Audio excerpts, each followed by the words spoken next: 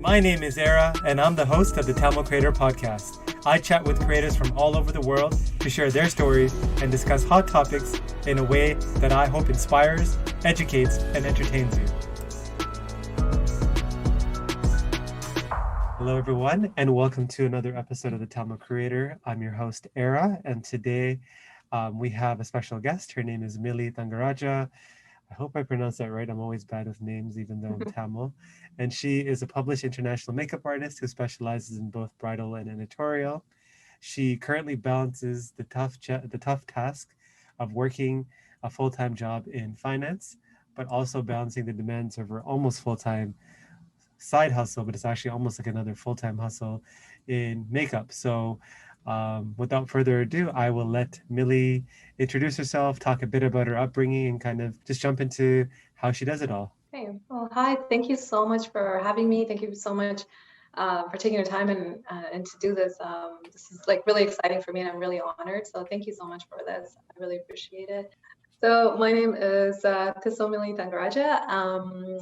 It's a long name, but I will jump right into why I got that name. I was born in Sri Lanka in a place called Trincomalee. That's how you say it in English, but in Tamil, it's Thiruvannamalai. And my sister's name is Sharmali. So I don't know if my mom was that creative or not creative, Milli, and that's how I got that very unique name. And so I was born in Sri Lanka, and I was born during the war. And I remember, and I moved here when I was 9, so I remember going to school there. I remember the bombs and the shells and everything. I remember hiding in bunkers. I remember when really funny experience when I was 5 years old. We had to run in the middle of the night to the jungle, and because the army was coming close. And then I remember my mom put me and my little brother in, sari that back home they used to make like a unja, like a swing. They tied it to the tree and put us in there, and I felt like kind of silly because I was older.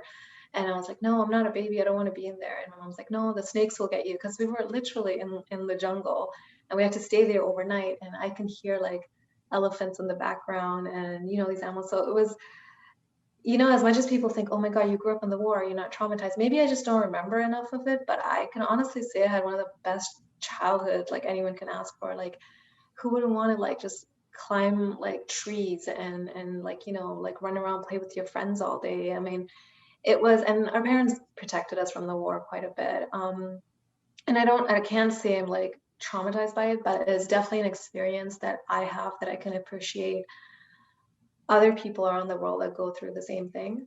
And I had 3 siblings, but my youngest brother, he passed away from leukemia when I was 9 and he was 7. And that's when, right after that, we moved to Canada.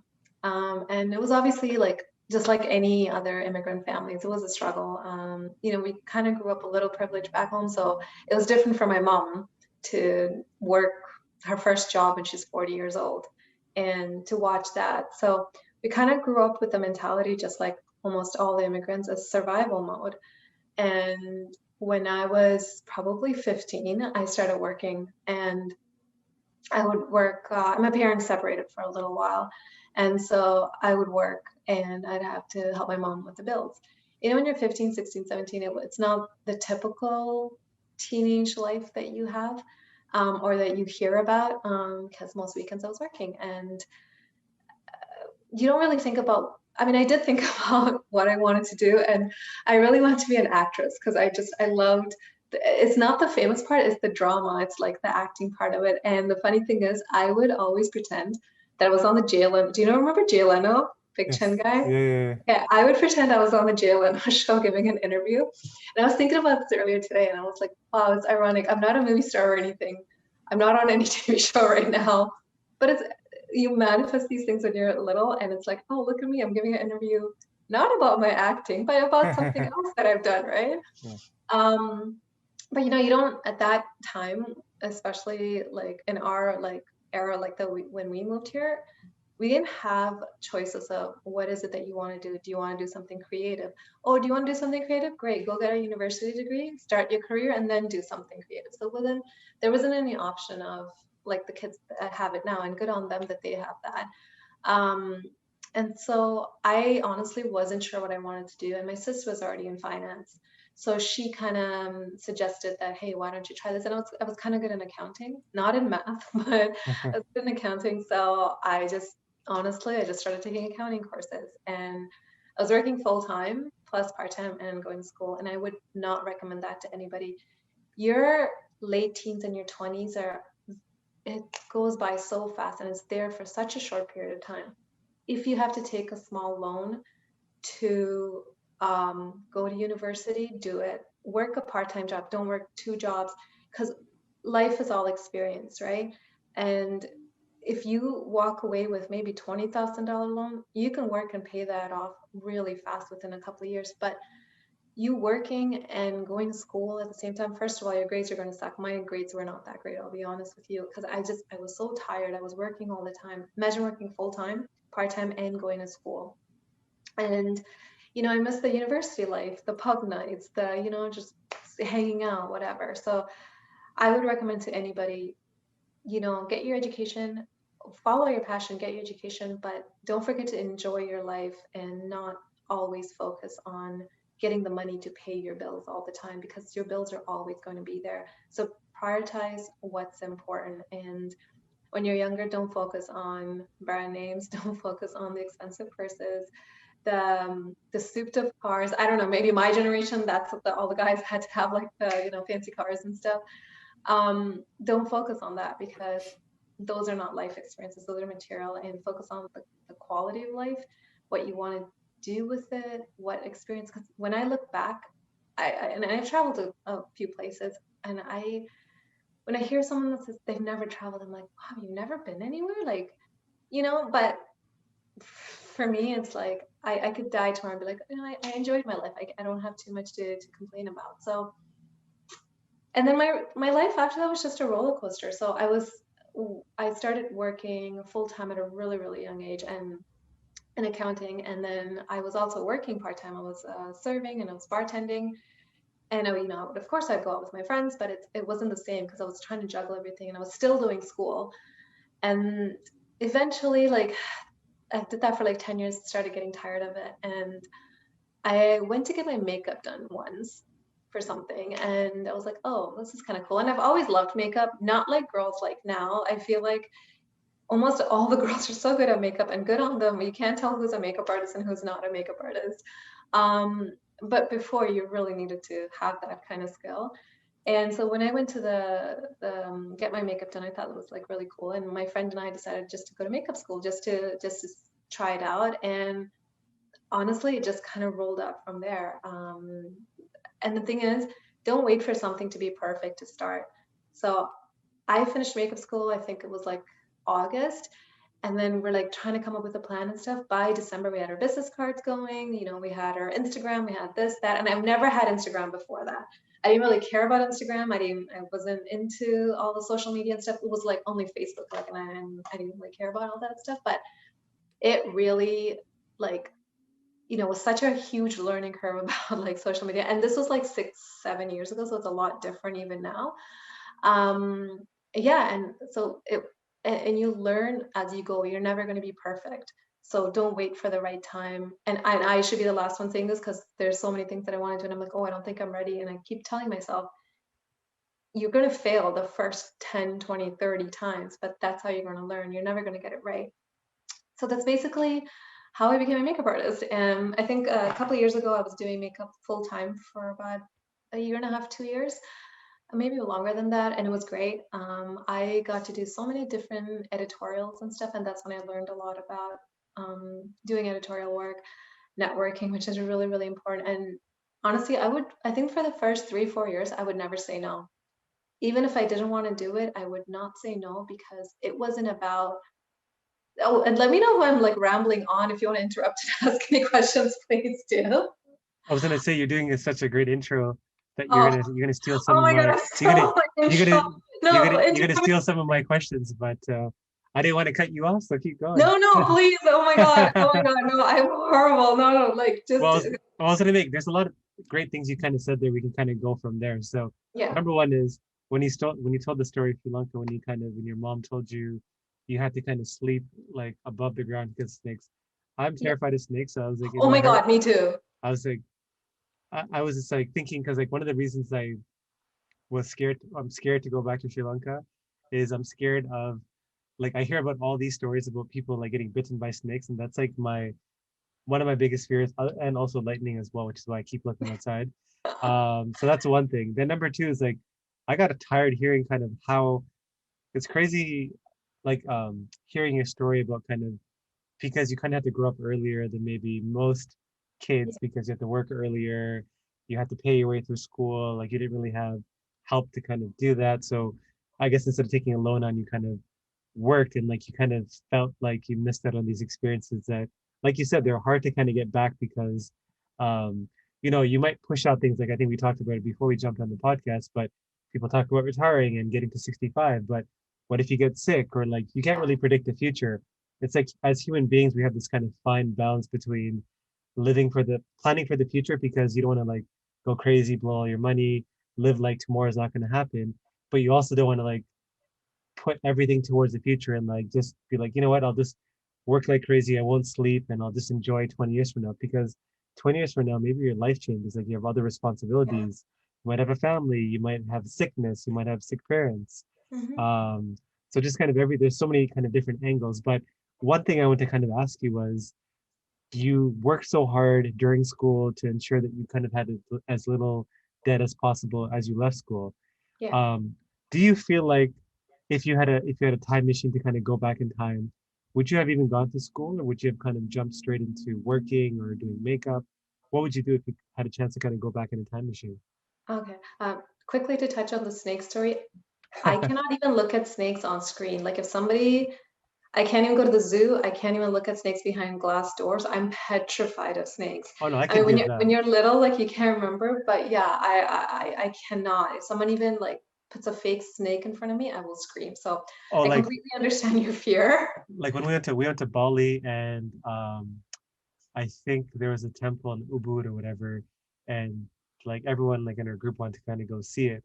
But I kind of quickly Google search, and they're like, yeah, there's been sighting of snakes at this place.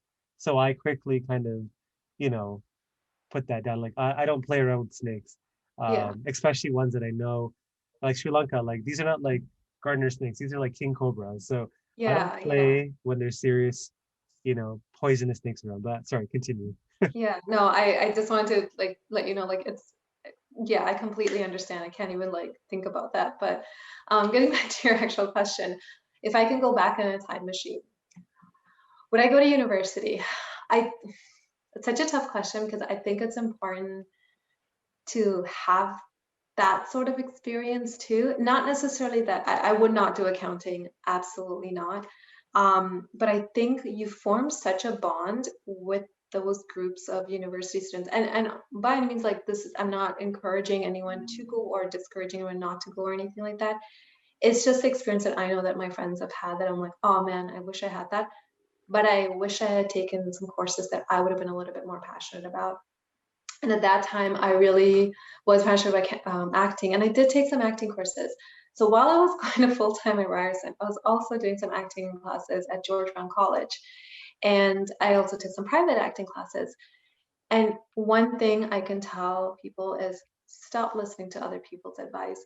I know family is important, but they're going to steer your career the way they want their life to go, not how you want your life to go, how what they want to plan for you. So my acting and stuff, I did get an opportunity to go to India. This was a while ago, and I was almost ready to go, and one of my family members stopped me. Like I was literally about to book the plane ticket. I think it was the producer or someone saw my picture, and they wanted to do camera shooting. So I was so close, and it was something I'd worked for years for.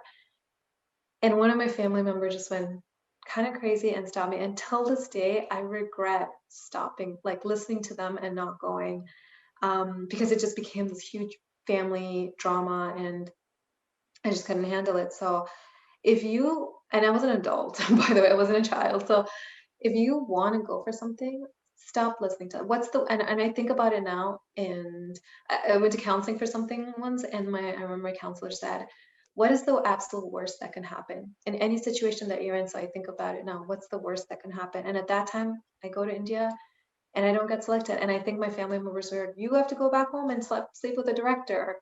And my thing is, it's like, well, people can do that here too. I don't have to go all the way there.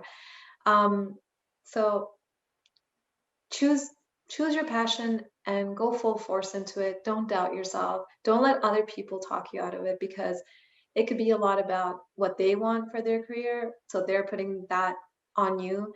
It could also be jealousy. It could be so many things. And and it's just like, I look at my niece and nephew sometimes. I'm like, oh, why are you doing that with your studies?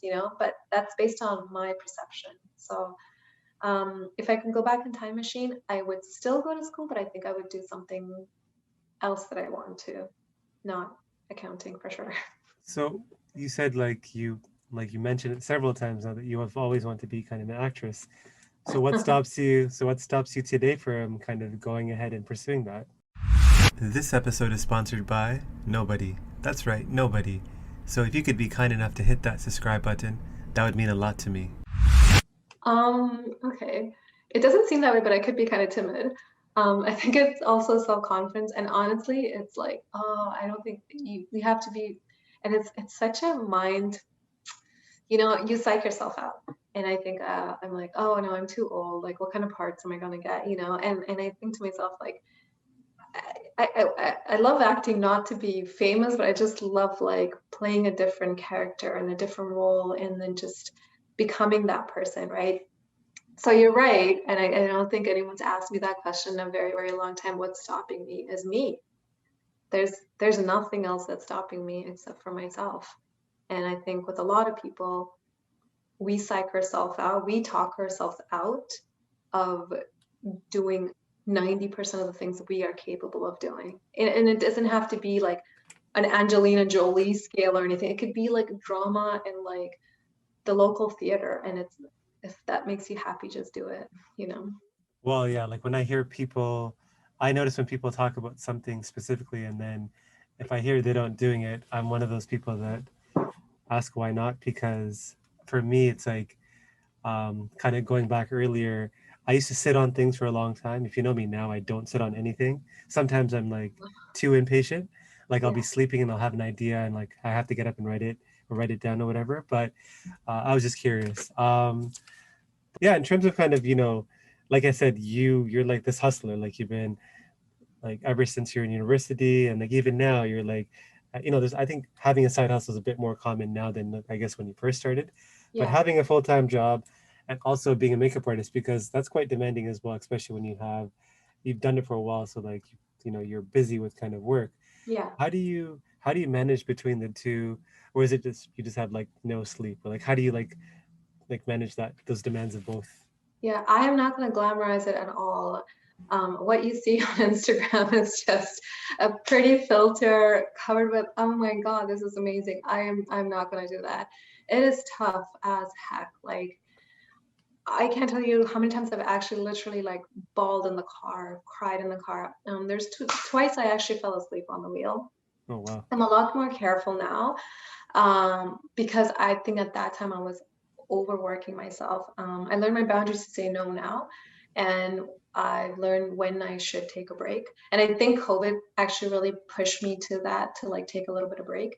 But I was lucky enough when literally when right when COVID hit, I was starting a job that week when everybody went on lockdown, like a full-time job. So it kind of worked out for me.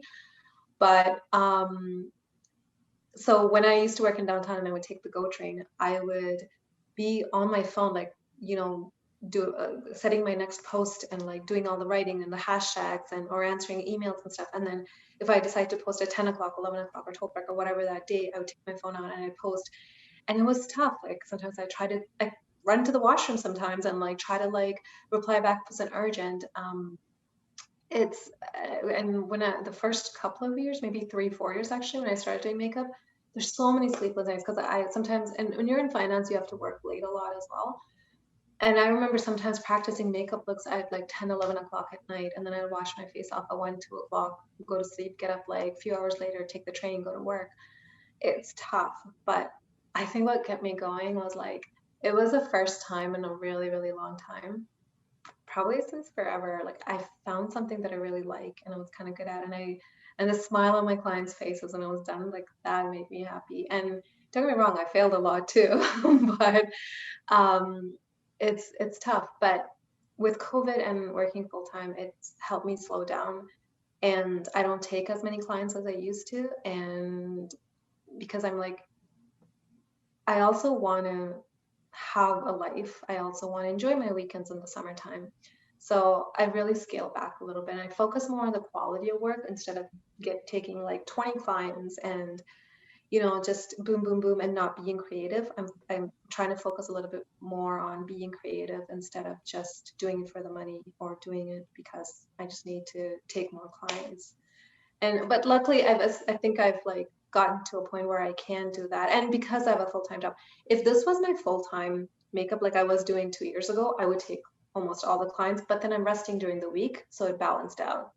But yeah, working full-time and having a business is not easy by any means because it's not just doing makeup, but it's all the behind the scenes. It's all the paperwork that you're doing. It's the research. It's talking to the clients back and forth and consulting with them. It's a lot. Have you considered like dropping, the full-time job and like doing makeup full-time, or like what keeps you at the full-time job today? Almost every day, I think, why am I doing this? I hate this. Um, and if this was anybody, I would tell them like, follow your passions, follow your dreams. But you also have a little bit of responsibilities too. And honestly, if I really push myself, I could. But right now with COVID, I have to be a little bit careful because God forbid if there's a fourth wave, fifth wave, I just want to make sure there's a steady pay coming in. But I hope within a year or two that I do stop full time unless I find a full time where it's pays, I'll take a huge pay cut if it's just normal hours and it allows me to focus on my makeup at the same time. I'm okay with that too. Um, but sometimes it's security also, like working full time sometimes. But to tell you the truth, the stress of working certain jobs, especially, I don't just want to say finance, a lot of jobs are stressful. It's just not worth it. And it's I don't know if it's a North American thing or not, but yeah, it's just not worth that extra couple of bucks in your pocket.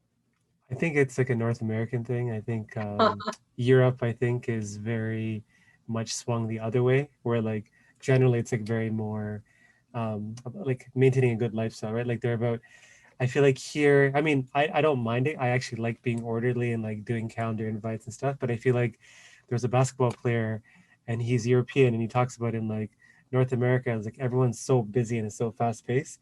He's like, Yeah, when he goes back to, I think he's from Croatia, he's like, I go back and like people are having coffee breaks for 2 hours and like, just, enjoying and being present versus like everyone here is kind of, less present. Like they're thinking about the next thing. Hopefully COVID has changed that, but I definitely think it's a very North American thing. yeah. I Um, was in Sri Lanka, I think I was 4 years ago for about 5 weeks. And honestly, we think like, oh, it's a third world country or something, but they're genuinely happy. And I could not tell you, by the time I was there for a week, I would wake up smiling. Like we have a place in Trincoma, and I would just naturally get up at 5, 6 o'clock in the morning, and I would just water plants all day. I'd walk to the local market, and I'd have like tea with like the people in the village that I met, and like I'd go over their house, and like the kids are just happy, and they're like, "Akka, come play with me, come play," and it was just you actually felt whole if you know what like you felt your soul like, and it was nice, and it wasn't like because I was on vacation because I was actually working there like with my mom, but you just felt relaxed a little bit, and yeah, you weren't in a rush for anything, and I hope like COVID, yeah, I hope what you're saying is right, like COVID has changed people to like just relax a little bit and not be in a rush all the time. I mean, I think some things people change, but I think people revert back to, I think, behavior. I Yeah, also think it's like, I think you can do that kind of thing here as well. But I think what stops people is, oh, I think we kind of talked about it earlier, is, it's like it's like financial, yeah, lifestyle creep. So yeah, like, you can, if you're making more, you can just be like, you know what, I'm not gonna work as hard or like try to get promoted or like work a demanding job. This is good yeah, enough for me. Let me save and let me like live well under my means because I yeah, don't need stuff or like all the stuff to kind of keep me happy. Like what I was talking about with fire. I just think yeah, it's like people think like you said, they don't want to be judged by others. Like, why is this person doing this? That's kind of weird. They make really good money, but they're like living in a condo, or like they don't have a car. Like they're happy to like take the TTC everywhere. Or like, I think it's just kind of the fear of others judging you based on how you're doing and kind of keeping up. Like, like you said, in finance. Keeping up with the Joneses, right? Like I know a lot of people in finance, and I know definitely that's kind of a world where it's definitely keeping up with like, the Joneses. So Yeah. I think that's kind of why.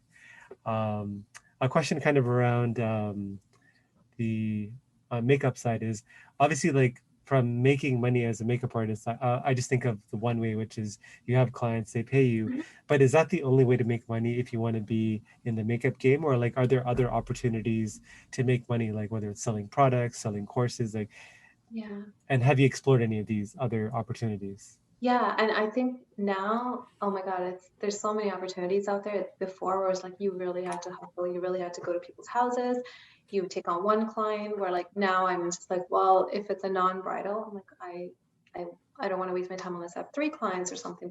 But you've been doing it for a long time, right? I actually hosted a sari draping workshop a year and a half ago, and that was another source of income. And it was a great experience to teach class as well, and I really enjoyed that. I taught like one-on-one makeup classes. That's been really nice. But now these days there's YouTube, there's content creating as a makeup artist. I mean, that's huge money. And doing editorial work and doing magazine work. Some of them they don't pay as well, but some of them do. And some people, some photographers, some magazines, they're really great about paying artists and valuing their time. So there's so many different avenues now. It's not just doing makeup. And after a certain age, you get tired of, it is really tiring work. First you're up like, God, at like midnight, 1 o'clock, you're standing on your feet. Sometimes I've had shoots that were like 16, 17 hours long, and you're literally standing the entire time. You're not eating. So you get really unhealthy, and you get mentally, physically, emotionally exhausted. So, but because there's so many different avenues now, so you can focus on, hey, let me do some content creating. Let me get some paid sponsorships. So makeup companies will send you money, send you products, just put out a video. So there's so many different ways, and so it's nice that it's not limited to just doing the physical makeup. There's it's like abundance of like ways to make money now. Are you like, I mean, whatever you want to share, but like in the future, do you have plans to kind of move away from these crazy 16, 17-hour days to like more of something else, whether it's like you said, content creation, courses, or like, the draping event that you talked about? Yeah, I think the draping was such a good experience, but I don't know if I could do a class. I think there was about 17 people in the class, and it doesn't seem like a lot, but and I've had great friends and a couple of like other makeup artists helping, but it was really overwhelming to teach. But I would scale it down to 3-on-1 or 5-on-1 teaching like that. I definitely do that. I would love to do more content creating. I just don't have time. And I bow to those people that actually take the time to do the content creating. So I do hope to do more of that. And I hope to focus more on the editorial work, to be a little bit more on the creative side. I do love doing bridals though. Like I do love, even if it's at 1 o'clock in the morning, driving for an hour and a half to go on the other side of town. I love doing that. So I definitely love to do bridal, but I would definitely love to focus a little bit more on just doing more magazine shoots and more editorial work. In terms of being a makeup artist as well, I hear this a lot with like kind of other spaces with like real estate agents, etc., where they say, hey, there's so many like Tamil makeup artists out Mhm. there, like why did you decide to like, what's your answer to people that say, hey, there's so much competition out there, like why don't you go do something else? Like like how do you differentiate yourself as a makeup artist in what seems like a crowded marketplace, if there is such a thing? Did you know that every time you left a 5 out of 5 review for this podcast, a Tamil parent lets their child pursue a career in the creative arts? Okay, that's probably not true, but if there's a chance that it is, do you really want to jinx it? Leave a review. Do it for the young creative in you. Yeah, because I think in every family there is a makeup artist and there is a real estate agent, right? Honestly, why limit ourselves to always? I mean, most of my income does come from the Tamil community, but why are we always limiting ourselves to just that pocket, especially when we live in a city that has so many different cultures and so many different people. Like, don't be afraid to go outside your community as well. Like, don't be afraid to, um, as a makeup artist, I can say, don't be afraid to work for another magazine, another culture, another shoot. And because the demand is there, that's why I'm able to work in the industry and still get clients. If there wasn't a need for makeup artists, if there wasn't, I wouldn't get bookings, I wouldn't get clients. So there is a market for makeup artists. Um, there's also makeup for like quality versus quantity. So you can't just jump in the first year and expect. I mean, there are some makeup artists that are just amazing and they have, the connections, or they just have whatever, and it works out the first year. But with any skill, it takes a few years. So don't give up after the first, second year. If you do want to do that, don't discourage yourself. Oh, there's already enough makeup artists or real estate agents or whatever. It's how much effort you want to put into it, and think differently from how everybody else is doing it, and think outside the box, that you're not just going to get the particular type of clients, that you're going to eventually branch out. We talked about this a bit earlier, but networking, and I think social media is a way of kind of doing that as well. But what are Yeah. your thoughts around kind of leveraging social media in your specific kind of, side hustle of being a makeup artist, as well as networking? Social media honestly is blown up. It's such a great platform, but it can also hurt you too. So um, don't put everything into social media. Like, that's what brings me my clients and my income and stuff. Be be nice on social media, because that could come back to haunt you.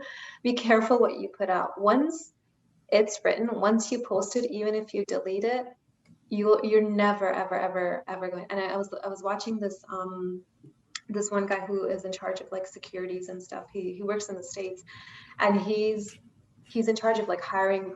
He's a recruiter, but like he does the analytical work where he goes and researches the interviews and stuff. And I guess this one company wanted to hire this girl and said, hey, I want to hire her, do a background check. Is there anything incriminating that can come back to, because it was a public traded company? And he said, okay. And then he found a couple of videos, and these videos have been deleted for a long, long, long time.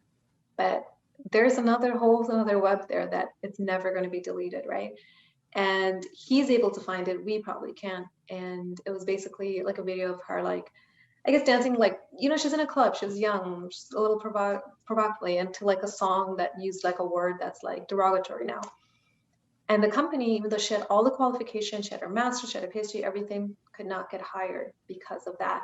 So be careful what you put on social media, what you say, and sometimes we get so emotional and so passionate about it, because sometimes I'll get something and I'll like put it out there. And keep your business account as business. And I know sometimes people say use it as a platform for other people's voices and stuff, and that is really important. And I strongly believe in speaking for other people, but at the same time, be careful, because politics is always changing and people's views are always changing. So once you put your view out there, it's going to be there. So social media is great.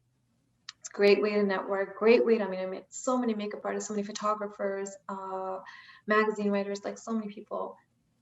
Be cordial, be polite, put out clean work.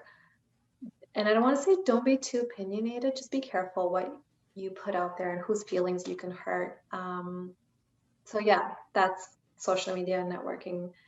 But networking, when I started, like I said before, I pretty much didn't say no to anything. Any photo shoots that came, and I could probably tell you, I probably did close to 100 free photo shoots. Okay. And people will use you. So be careful with that too. They will ask you to collab all the time. I still get it. And there's absolutely nothing wrong with collabing. And I'm a strong believer in collaboration, as long as everybody's getting a piece of the pie and it's not benefiting just that one person. And then because I didn't say yes for that particular shoot. And I attended other networking classes before, like even before I started makeup. And that person told me, who are you going to meet at that event that you're going to go to, that free work that you're going to go to? Don't focus on that work that you're doing. Who am I? And honest to God, because I did that, I was able to meet like amazing hairstylists, amazing makeup artists, amazing photographers, because I just didn't say no. And they just happened to be there and I happened to meet them. And I'm so shy. And sometimes I'm like, oh, I just need to go and say hi to them. And so I'll be like, oh, hey, or like, you know, I would kind of like linger around. But if I think if I had a little bit more guts, I would be a lot further than I am right now. And I'll be very frank with you. Because it's most of the time it's us and we think too much, we question ourselves too much that stops us from getting ahead. So network as much as you can and talk. And it doesn't mean you have to be like, hi, I'm so and so, I do this. It's not just like, hey, I saw your work the other day. So and before you go to a network event, find out who's attending, find out who you want to talk to, find out about their background and their work that they did. You don't want to go up and be like, oh, I heard you're a photographer. No, you know that they're a photographer and be like, hey, I loved your work on blah, blah, blah magazine that you did. Reference something that they did and people will love you. People want to know that, oh, you actually paid attention to me. You're not there because people say I'm popular. So do your research before you attend a networking event and Yeah. don't. No, for sure. That's a great piece of advice. I think I just think about it personally, if somebody asked me a question about something that I figured nobody really paid attention to, it's like flattering because it's like they did their research on me. So I try to take the same approach as well. So that's a good piece of advice. Yeah. Has there been a time when you've done that and you've kind of blown like a person's mind by like the kind of question you asked, or like how specific you were, or like I'm just curious, like have you ever like asked a question or done something where like somebody's like they're it's like kind of borderline, like they're creeped up but they're impressed? Yeah, yeah. I think there was this one hairstylist who was really like famous in Canada. And I remember, and I kicked myself for not remembering who he was because I've seen his work and I followed his work, but I couldn't put a face to it when I saw him and I was working along with him. And then I'm like, a little while later, I'm like, oh my God, I was talking to him and I was like, how did I not know it was him? I was following his work. Because sometimes, you know, you look through so many Instagram accounts that you don't pay attention and you don't know who the face is behind that account. Like a lot of makeup artists, we put our face behind it, but there are a lot that you don't know who is doing the work. They're just putting out the work. So even if you get there and you don't know who that person is, but he looks important or she looks important, no, you know somebody else that's at that event kind of be like, hey, is this so and so? Everybody has a phone. And you know what I did some of the events I went to? I'm like, oh my God, this person, I think I know who this person is. I will quickly Google them, Google their event, and I'll kind of Google the last little bit of their work just so that I have some intellectual conversation with this person and I'm not just, oh my God, I love your work. Okay, that's, you know, something that they hear all the time. So yeah, I think, and I remember meeting that person, but I wish I had a little bit more insight when I spoke to him. For sure. What's an insecurity that you have? I think just being confident, honestly, just I second guess myself all the time. And it's I think it's the fear I'm not good enough. Also, it would be nice if I was a little bit skinnier. I think that is a huge insecurity. So sometimes you're like, oh, you know, I don't think I'm skinny enough or whatever. But that's like a physical attribute. But I think overall, always thinking that you're not good enough. Like I think that's like my work is like I'll do a client, I'm like, oh, I could have done so much better. Why didn't I do this? Stop second guessing yourself. Everybody loves your work, but we're always hard on ourselves. And being confident is really important in this industry. Would you say that you're introverted or extroverted or in the middle? I would say middle. I could talk a lot, but the initial approach I always have a hard time with. But once I click with somebody, then it's okay. I can talk. And behind the screen, I mean, who isn't brave behind the screen? So I'm definitely brave behind the screen, but I would say it's a mixture. But if I'm passionate about something, if I know something, then I'm a little bit more of an extrovert. But I would say in the middle. And I do love being social and talking to people and meeting people. So middle, I would say, more so middle. I'm I People think I'm social, but I'm social for like an hour to two max, and then after that I want to just kind of like recharge on my own. So I would say I'm in the Yeah. middle, but I'm more introverted. I would say like I like to listen more than I talk, Yeah. and I prefer like I love being with people, especially people that I know well. Like for with those people, Yeah. like I can go for like hours, but if it's like a party, I'm there for an hour or two, then I'm out because I'm like I need to go recharge on my own. Like I like to like think and be alone with my thoughts. So I was just curious. Yeah. You know what you remind me of? Ooh, And I listened to Jay Shetty podcast a lot. Okay. You remind me of Jay Shetty. I don't That's know, like, please take this as a compliment. I will take that as a compliment. Okay. I listen to a bunch of other people's, and what I like about him, and I listen to him a lot, it's more of a conversational podcast with him, but he really interacts and really understands the person that he's interviewing. And it's not like a push. It's not like, do this, do that. It's putting out other people's lives and other people's experience. And I think you have that soothing voice, just like him. It's a listening voice. So it's a listening voice, if that makes sense. So I just wanted to, I was going to tell you this earlier and I kept forgetting because I obviously was talking a lot, but I wanted to say this before we end this, but it's, and I could kind of see you as Jay Shetty level in a couple of years. So hope so. That'd be cool. Yeah. I'm like, basically the reason I started this podcast was when I go to parties, I'm not that person like in the middle of the party. I'm that person that's talking to one or two people in the corner. And pretty much what I'm doing to you, I'm asking you like a million questions. Yeah. It's me asking and like like one or two people, like the whole party, I'll be with those one or two people and then I'll leave. So that's kind of what, like, I want to kind of share the kind of conversation I would have in the corner or like in private with like an audience. So that's kind of the whole idea of the podcast. Yeah. So you're more about quality than quantity, right? Yeah. I used to be about quality when I was younger because I thought, I mean, I think you have to know a lot of people to kind of figure out who your tribe is. But I kind of figured out like quality is always better than quantity. So I think it's just as you get older. Oh, yeah, absolutely. Yeah. Your circle gets smaller and smaller, but it's more meaningful. Yes. But social media, like I don't like fall prey to social media, but I do sometimes when I see social media and you kind of see younger people with like the big cliques that you used to kind of roll with. And then now you're like, oh, like my clique or like the crew of people I hang out with isn't as big, but I don't feel bad. But sometimes I'm like, oh, it was fun, like at certain times. But I do like quality versus quantity. That's good. Yeah. What's something you like to do outside of work, given the fact that you do like to work a lot, or you don't like to work a lot, but you do work a lot? What's something you like to do for fun?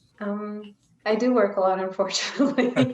I think I should turn the quantity work to more quality work. But and the thing is, when I don't work, I feel guilty. And I'm trying to rewire that it's important to relax just as much as you work. And that's something in our community we really have a hard time with because we really value our life and our mindset on how much we work. And I remember my friends would always say, resting is just as important as working, and the more you rest, the more you are able to work as well. So outside of work, honestly, I have a few close friends that I absolutely adore and love, and it's just been there for me. So I do, and I haven't really been hanging out with them because of COVID, but hang out with them. I do love going on jogs and walks and stuff, which again, lately I haven't been, but those are things I really love. Like I used to work out a lot before. So staying active, doing outdoor things is really nice. And I used to watch a lot of TV. And the funny thing is when COVID hit, a lot of people started watching Netflix and TV. And I think I kind of like reverted back where I didn't watch. I mean, I do, but sometimes I'll go a whole week and I'll maybe half an hour in front of the TV. And there's times where I'm like, okay, for half a day, I'll watch something. So there isn't like one specific thing that I like to do, but if something, I think I just like to experience a lot of things. And if I can travel more, I would. But yeah, it's I just kind of go with the flow most of the time. Yeah, because you kind of mentioned the rest is important as the work. So they say like when you're like weight training, the rest is where you kind of grow. Like when you're training, obviously you're breaking down your muscles, all that stuff, but the rest is where you actually kind of grow. And I think you had sent this in like an email to me before, but one of your favorite quotes was, service to others is the rent you pay for room here on earth. And that's a Muhammad Ali quote. Why does that quote resonate with you? Money can be hard to come by, but here's a $100 opportunity for you. Join my free newsletter for free exclusive content and a free chance to win $100 when I hold special draws. Did I mention that it's free? Honestly, I think a lot of us, we just take so many things here for granted. And it's like a me kind of world. Like I'm going to take care of myself and my thing and whatever. But I feel like, well, why can't we love our neighbors, or why can't we do things for other people too? So a group of my friends and I actually started volunteer thing program called Humanitarian Hearts. We haven't done it since COVID started, but it's basically, it was just a group of us that started. We buy our own stuff, and we walk around, give care packages for homeless people. Why I did that, honestly, it was something that I want to do that I can give back. I got, you get nothing in return. It's not like, oh, someone's giving me charity to go and help someone else. Although there was one of my friend who's an artist, she sold some of her painting, and the proceeds of that, she's like, I want to help, and she offered money. I said, we're not taking money, but you can buy some supplies. And the supplies were expensive because, I mean, we would kind of take it as like a whole package thing. So I think if everybody just puts a little bit of care and effort into caring for other people, just as much as we care about ourselves, I mean, even 5%, I think people will have more faith in humanity. And I think that's what we're losing now, because it's become such a me. And it's human nature. We want to protect ourselves. We want to take care of ourselves, but let's not forget other people too. And then it's a privilege to be alive. On this planet, it's a privilege to live till you're 30, 40, 50, 60, 80, 90 years old. I had a little brother who passed away from leukemia when he was 7. And it's kind of like, you appreciate life when you lose people, you value that. So for me, it's like, it's a privilege to be here. And I really believe in the universe and giving back. So, give something back to somewhere there, like living on this beautiful planet, just give something back for that. What's the kindest thing that somebody's done for you? Oh man, there's so many. I can't really pinpoint anything, but I was going through some really, really, really bad period of time in my life a couple of years ago, and I would say a couple of my friends really just came through, and I can't say there was one or two incidents that someone has done, but they've literally put their stuff aside to be there for me. And the thing is, I had a hard time accepting when someone did something nice for me, and I was in such a bad place, and my friend had given me something to help me out, and I was so upset. I started crying, and I was like, do you think I'm charity? Do you think you give me stuff? And this is one of my best friends, and she started crying, and she was like, you do things for people all the time. You give people all the time. You volunteer all the time. Why is it okay for you to do things for people? But when you're having a hard time, someone does something for you, you can't accept it. And that's when I learned so much about humility and humbleness, because I really, and I don't know if it's me or a cultural thing, we really have a hard time accepting things. Or when people do something nice, it's like, no, it's fine. And I have this thing to not owe anybody anything. And maybe it's the thing when I started working when I was really young, where I never have really had to depend on anybody. So, but asking for help, there is absolutely nothing wrong with that. Receiving help, there's nothing wrong with that. Being humble and saying, thank you, I really needed that help and you were there. It's okay. And it's okay to say, I really do need help at this point. So I've been blessed with amazing friends that has done so many things. So, and that honestly was such an eye opener for me to have that humbleness and humility to just accept someone doing something nice. And yeah. In terms of personal legacy, how would you want to be remembered by your friends and family? In a few sentences.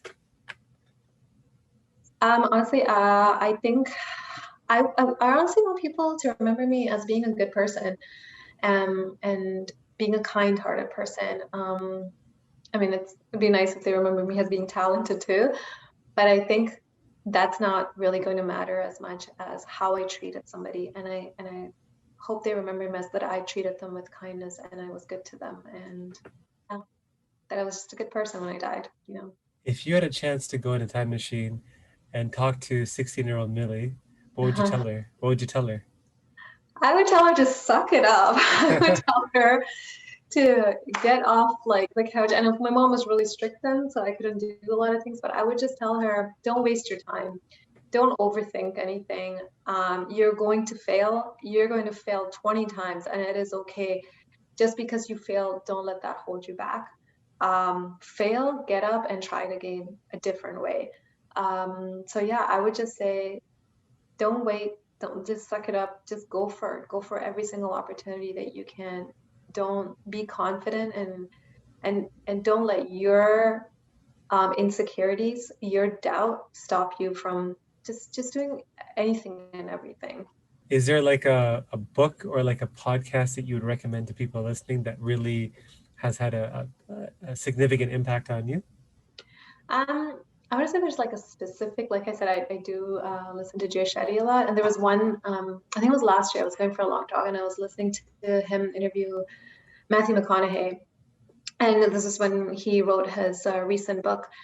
And I think at one point, and Matthew McConaughey was at the top of his like, and he was only doing like romantic like coms and like rom-coms and stuff. And he said he was so tired of it because he was doing the same thing over and over and over again, and he just wasn't finding the passion. And he said he completely took an acting break for I think it was 3 whole years. And he said there were so many amazing roles that he was getting. He said, I'm going to back away because I don't want to be labeled as that. And he was giving up 10, $15 million movies. So what I learned from that is instant gratification. Don't stop like a bigger picture for the instant gratification right now. And that goes back to why I'm not taking as many makeup bookings right now, because I want my work to be a little bit more about quality and where I want to focus instead of just like, okay, I need to put out. But what am I putting out? Where do I want to be in 3-5 years? So, and this was a really good one. Matthew McConaughey is a very down-to-earth kind of guy too. So when he said, I gave up a lot of great movies and stuff, but when I came back to it and it was something I got out of that rom-com role, I started taking roles that I was passionate about, that I really loved, and how passionate he was about his family and putting his family first. So that was really, and maybe because it was something recent that I kind of listened that really like stuck out. I thought that was really nice. It's funny. I read that story. I didn't read I didn't hear the podcast, but I read the story about why he did that, because he wanted to kind of get out of that stereotype of roles. And I didn't know that's why, but it was pretty interesting. So I mean, he's not giving up like hundreds of dollars. He's giving up, like you said, tens of millions of dollars a year. Yeah. So good on him. Who's a person in the global Tamil community that you admire and why? And maybe who's somebody that isn't Tamil that you admire and why? That's a really, really tough question. I don't know if there's, oh my God. I don't know if there's one person that and there have been a couple of people that I'm not going to mention their names, that I have admired, but then I don't know if it's social media or what it is. They portray themselves as something else, and then it wasn't that. So I'm not going to mention their names. I don't know if there's one person globally that's Tamil that I do admire. I'm sorry, I can't think of, and there isn't anyone that's like non-Tamil that I admire. That there's a lot of people that I do admire. I just can't pinpoint, like there's one person, and maybe I just can't think right now. But there are a lot of people that I do get inspired by. And sometimes it's as simple as when I went back home, just there, like I saw this old party, like this old lady living by herself in this small little hut. And I remember walking to the store, and this is in the village, and she had the sari on, no blouse, no nothing, and she could barely walk, but she lived by herself. And in this huge like land with this tiny little mud hut. And I just stopped and I stared at her for like a good half an hour, and just has this little she had like a little like a bunch of leaves and like some things that she was carrying on top of her head, and she was like feeding her little goat. And I'm like, wow, we think like, oh, you have to have this and that, and I'm like, I just looked at her and I'm like, look at her just on this island living her life, and it's just something so small, but I still remember that moment. And it was just not that like it was just like that, and I looked up to her inspired or something, but I think you catch a glimpse of everybody during those moments, and I think there's goodness to that. And I don't know, there's something about that just kind of like, she just seemed like a free soul. With that, why don't we segue into the last part of the podcast? It's called Creator Confessions. So basically, I'm going to state like a bunch of statements, and I'm going to kind of get your quick answer to it. So why don't we start with favorite Tamil food? Oh my God, soul curry, rice and curry. I like vegetarian curry. Something that scares you? Steaks. Yeah, we know that. I'm scared of them too. Favorite show that you're watching? Oh my God. I started watching Lost, and I know that's an old show, but I just recently started watching it. It's a good It's one. kind of one of those like, yeah, that's what I'm watching right now. A place you're itching to travel to after the pandemic is over? Anywhere, anywhere, anywhere. I just want to get on a plane and just go somewhere. I've already booked off a week from work in November. I don't care where I'm going. I'm just gonna go. You go, girl. Fellow Tamil creator you want to give a shout out to? Oh my God, that's such a tough question. You know what? I've been working with this one photographer for a while. His name is Gajan. He's super creative, and Gajan Bala? yeah, yeah, do you know him? Well, I think Okay. he does Yatsen's photography, Yes. or yeah, Yeah, I worked with Janssen. Oh my God, Yatsen, see yeah. what I mean? I've worked with so many great people. Sean Vincent DePaul, I worked with him a few times now. So there's so many amazing people that I work with. Gajan, he just does so many different creative things, and I worked on at least 10 different photo shoots. And he just cares about the team in general. So I guess Gajan, yeah. Okay. Favorite childhood memory? Um, Honestly, probably just climbing the mango trees with my friends. Stealing mangoes from my neighbor's yard. Even though you have mangoes, it tastes so much better when you steal it from your neighbors. So that would be Kids it. don't listen to that. Buy No, your I know. mangoes. Please don't steal. That's bad. Back home it was acceptable, but everybody knows everybody. So A pet peeve of yours? probably chewing with some bad manners. Bad manners. Chewing with your mouth open, burping in front of people, just bad manners is my pet peeve.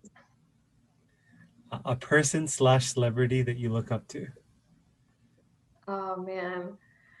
Oprah's kind of the cliche answer, I guess, but yeah, because I guess, partly her, because it wasn't all about like living the normal woman, like get married, have kids, this and that. She just failed, she did it, she failed, she did it. So, and she's not afraid to like, hey, I have money. She's not afraid to say that. She says she earned it. So good on her. And she also does a lot of great things too. But it's such a cliche thing, but I'm sorry, she is great.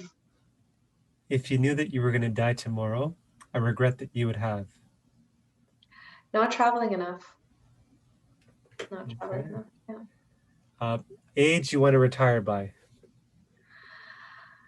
50. Um, a celebrity whose life you want to experience for just one day? Oh wow, where do you come up with these questions? Oh my God, that's awesome. Johnny Depp. Why Johnny Depp? He's just crazy. I don't know if he's actually drunk or if he's just playing that part. He kind of like says what it is. He's not the normal typecast kind of a person. He's just kind of all over the place and he's messy, but he's also super talented too.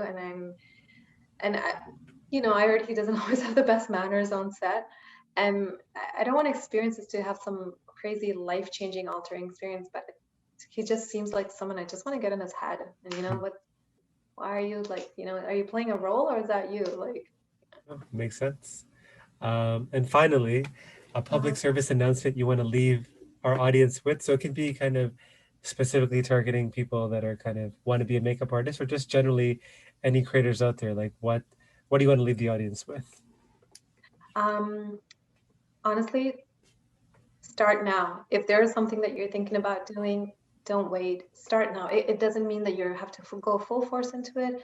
It could be something small as starting an Instagram account, doing a little research, putting yourself out there. Don't be afraid to put out there. No one's laughing at you. And if they're laughing at you, oh well, there's thousands of other people that are not going to laugh at you. Don't take things too hard. Don't take things to the heart, because you know what? There's something else, something else, something else that's going to be there. And when you think your life can't get any worse, and I try to tell myself that because I've been in so many horrible situations the last few years, it it can get better. And that thing about when a door closes, a window open, sometimes it's an entire two doors that open for you. So don't limit yourself, and just be a kind person. Treat other people the way you want to be treated, and just be a good person at the end of the day, and just go for it. Just go for whatever you want to do. A great way to kind of end off the podcast. So, Tiso Milli Thangarajah, thank you for jumping on the podcast today. It was awesome kind of hearing your answers and your story. If somebody's listening to this podcast and they're kind of inspired by you, your story, they want to reach out to connect, what's the best way for them to do that? Honestly, you could email me at titsomakeup@gmail.com, or even Instagram DM. I don't always check it, I'm sorry.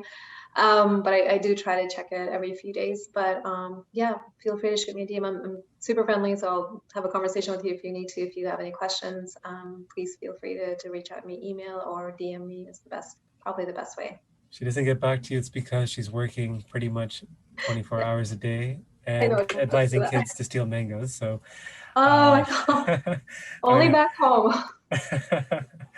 Well, it was awesome again having you. So thank you again for jumping on. Oh my God, thank you so much for having me. This is such a pleasure and such an honor. So thank you. And you honestly, like the next Jay Shetty, I tell you, like you're probably gonna be bigger, but like your voice and the way you conducted this interview and the questions, it was awesome. And you did your research too. So it was, thank you.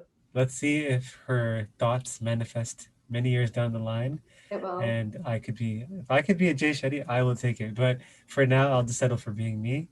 Oh no, you're awesome yourself. Yeah, and you're fantastic. So it's great. Thank you, and thank you guys for those of you who kind of listen every week. I do appreciate you guys, and look forward to the next episode.